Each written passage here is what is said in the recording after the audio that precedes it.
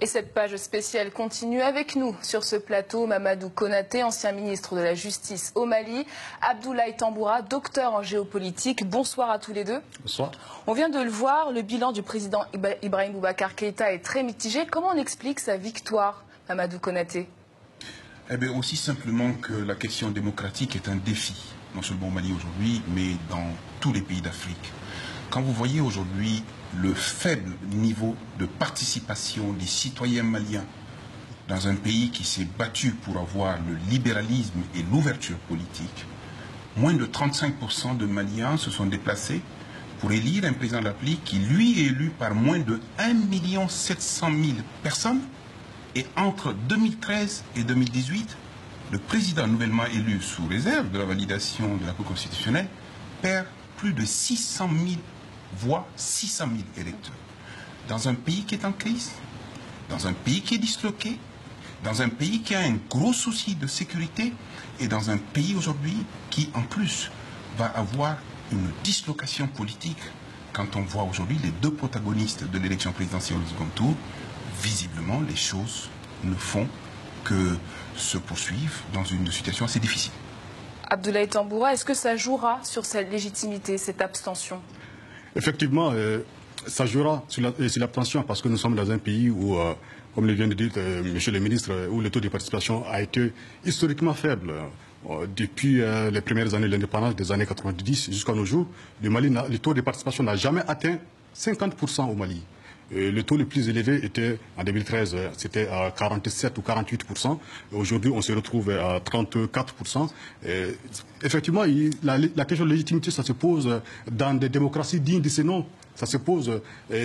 Je pense également que au-delà de tout ça, on doit se poser certaines questions. Mais avant cela, moi, je dirais tout simplement qu'il faut quand même faire un regard dessus sur la situation. Et en analysant, c'est-à-dire en analysant la carte électorale, c'est-à-dire la géographie politique. Et il s'est avéré que le président de la République sortant a réussi à faire oublier son bilan face à des opposants qui ont été assez médiocres, qui, au lieu de défendre leur bilan, n'ont fait que critiquer le président. Et le président de la République, en utilisant bien la géographie politique, a su quand même convaincre certaines zones, notamment la zone CMDT, la zone Office du Niger et une partie du Nord. Mais on peut dire aussi que les opposants, ou par méconnaissance, encore... On va revenir sur l'opposition. J'aimerais qu'on revienne sur la participation. Elle a donc baissé de 10 points au deuxième tour, soit 400 000 Maliens qui se sont détournés des urnes. Est-ce le signe d'un désaveu pour ces deux teneurs de la politique malienne, Mamadou Konaté? Incontestablement, l'offre politique est en question. Et deuxièmement, incontestablement, l'administration, qui est loin d'être neutre, est dans l'incapacité totale d'organiser une élection digne de ce nom, parce que n'oublions pas quand même qu'entre 20 et 25% de Maliens ont été exclus de ce vote, notamment sur des territoires aussi importants que la 5e région du Mali, la région de Mopti, sans compter les régions du Nord aussi. De ce point de vue-là, je pense que cette étape qui se déroule en République du Mali ne peut faire la fierté d'aucun démocrate. Visiblement, le processus électoral est en cause. Visiblement, la question de la représentation politique est en cause. Très vraisemblablement, la question de la participation politique, notamment des citoyens, est en cause. Qui aujourd'hui doit pouvoir répondre à tout cela? Ce sont les partis politiques, ce sont les hommes politiques, ce sont les acteurs politiques. Et c'est pour cela que je faisais partie des gens qui ont exprimé cette idée que l'élection n'était pas la première réponse à la situation. C'est pour ça que vous avez démissionné? Non, ça n'avait absolument rien à voir. J'ai démissionné pour d'autres raisons, bien évidemment. J'ai raisonné pour des questions de gouvernance. J'ai démissionné pour des questions d'absence de justice. Et pour vous, l'élection ne devait pas avoir lieu? Non, c'est pas qu'elle ne devait pas avoir lieu. Cette élection devrait avoir lieu parce que quand on est démocrate, on ne peut pas exclure l'élection. Simplement, une élection, c'est le moment où des électeurs peuvent éventuellement exprimer leur opinion dans la quiétude. Or, visiblement, une élection à 2 tours, près de 10 morts sur le terrain, ce n'est pas une gloire. Alors en tout cas, Soumaïla Cissé avait contesté les résultats avant qu'ils ne soient publiés, appelant même le peuple à se lever. Est-ce qu'il a les moyens d'apposer un rapport de force, Abdoulaye Tamboura? Ben, on verra dans les jours à venir parce que tout dépendra de son discours et de son attitude vis-à-vis de ses partisans. Mais il faut quand même être légaliste et être républicain quand on participe à un jeu démocratique, même si c'est un simulacre de démocratie. Il faut accepter les règles du jeu.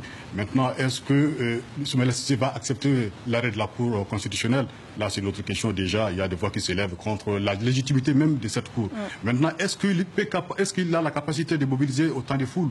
Nous pensons qu'avec les manifestants de ces derniers jours, il a quand même quelques biscuits dans sa poche. Et justement, Mamadou Konaté, les recours au premier tour ont été rejetés car trop tardifs. Pensez-vous qu'il a des chances d'être entendu par la Cour constitutionnelle, Soumaïla Cissé? Visiblement, les professionnels du droit ne sont pas très habitués au contentieux électoral, qui est un contentieux assez spécifique. J'ai lu l'arrêt de la Cour constitutionnelle, bien évidemment, il y a des choses à dire, mais il y a des choses à dire également par rapport aux gens qui ont porté les requêtes. Mais au-delà, ce qui est le plus important aujourd'hui, c'est qu'on est quand même dans un pays qui est dans un processus de démocratie depuis très peu de temps. Le contentieux électoral, c'est quelque chose de très nouveau.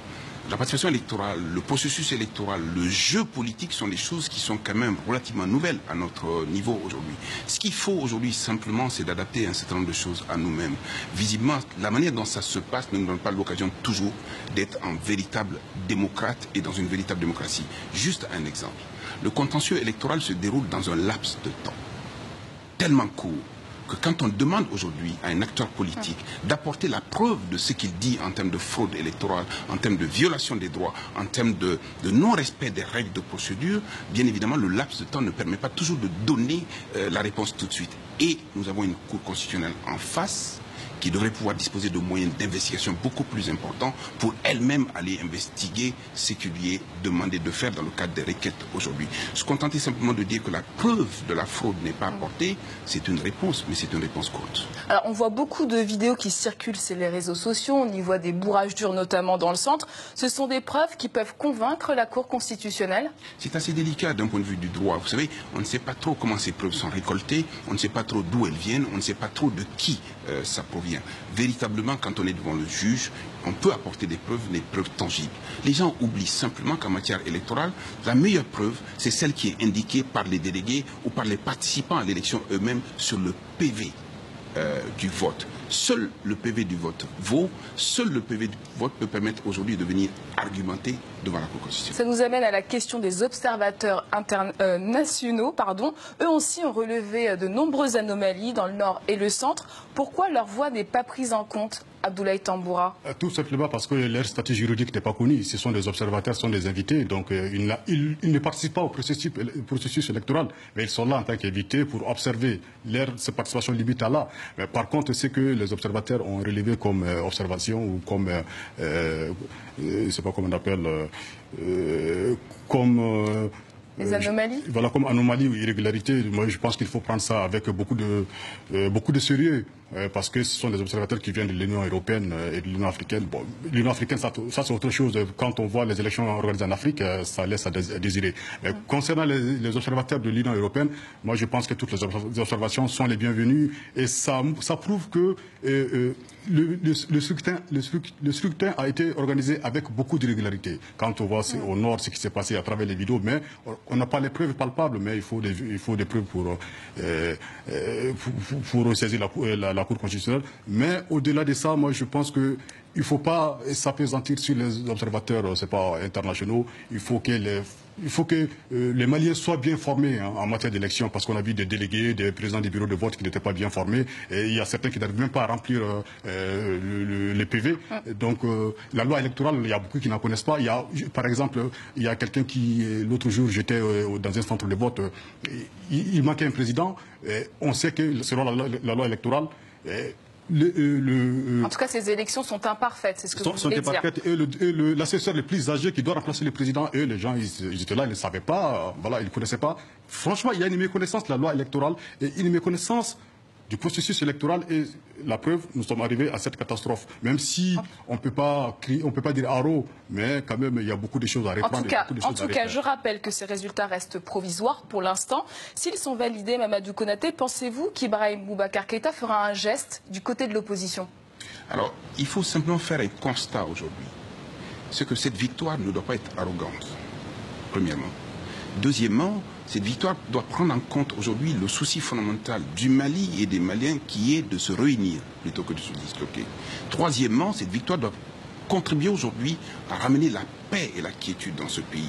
Et enfin, quatrièmement, cette victoire doit pouvoir contribuer aujourd'hui à améliorer davantage le processus électoral, à améliorer davantage le système politique, à permettre aux uns et aux autres de participer véritablement au jeu de la démocratie. Alors c'est en tout cas le troisième échec à la présidentielle pour Soumaïla Cissé, n'a pas réussi à fédérer l'opposition au second tour. Quel est son avenir politique, Abdoulaye Tamboura? Mais la question, c'est à lui de la répondre. Mais moi, je pense que son avenir politique dépend de lui-même.